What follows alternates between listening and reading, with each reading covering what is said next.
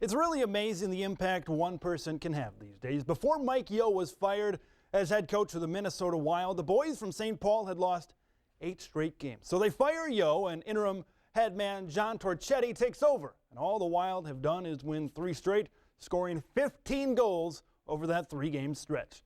Who knew a new coach would work such wonders? Wild winners of 3 straight today. More of the same. 3.5 minutes in, Ryan Carter breakaway. Although he doesn't score, he's got friends in low places. Matt Dumba whacks it in. 1-0 Minnesota. 4 minutes later, Wild on the power play. Jason Palmaville, he's got power, but not the goal. That goes to Thomas Vanek off the deflection. This was the prettiest goal of the day. Tic-tac-toe. Nino Niederreiter is there for the easiest of goals. Later in the second, just too easy. Jason Palmaville rips it in. That puck might still be airborne. 4-0 Wild, a 6-1 win, 4 in a row, all scoring 5 or more goals in the victories.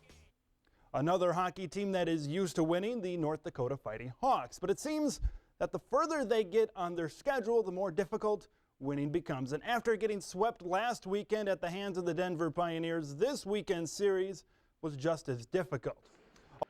He came away with a sweep. The Minnesota Duluth Bulldogs did not make it easy as UMD scored first in both games this weekend. It took comebacks and late game heroics both nights for the green and white to get 2 more wins under their belt. And as we get ever closer to the end of the regular season, the grind will not get any easier for North Dakota. Wasn't a pretty game by any means, but again, that's what you're going to get this time of year as far as not having any time and space, and 2 good teams in the NCHC going at it. It's them taking another step forward and finding ways to do that. Obviously you'd like to lead games and not chase games, but it's nice to know when you get into the crunch time, and these games are going to be tight down the road, that if we're trailing, then guys have that feeling or that confidence to come back.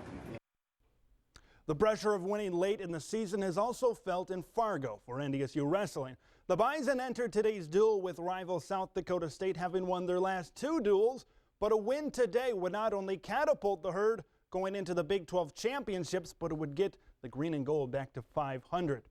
Hayden Zillmer coming into this duel having only lost 3 matches this season. NDSU hosting South Dakota State first.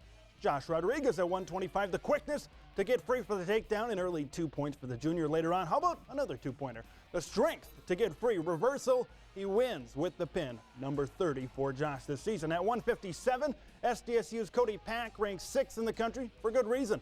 Fights out of the hold, grabs 2 points and the win to get to 25-2.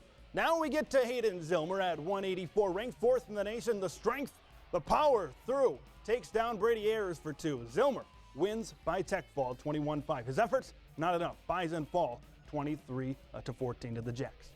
How about some baseball? Yes, baseball. North Dakota beat 12th-ranked Southern Cal on Friday and Saturday, trying to make it a trio today. Fighting Hawks trailing 6-1, bottom of the 4th. The comeback starts when Hayden May goes opposite field, RBI double, 5-2 game. Next inning, it's the bottom of the 5th. It's tied at 5. UND breaks through and grabs the lead when Ben Resnicek smokes one right up the middle. 6-5 UND, bottom 9 at 6-6. 2 outs, runner on second. Timmy Robinson, the hero for the Trojans.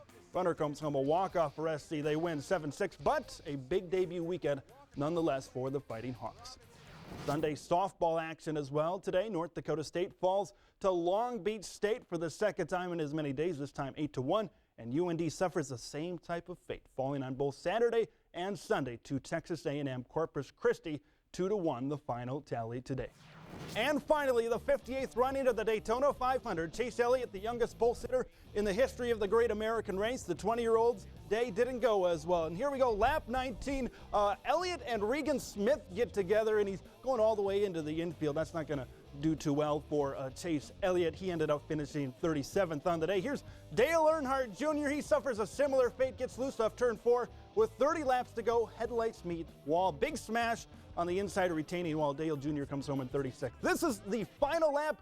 Matt Kenseth leading his teammate Denny Hamlin, tries to pass him high. He blocks 3 wide. Kenseth is the odd man out. Denny Hamlin, Martin Truex Jr. coming to the checkers, and it's the man with the 2 1s on the side of his car that wins the closest finish in Daytona 500 history. Denny Hamlin wins the opening race of 2016.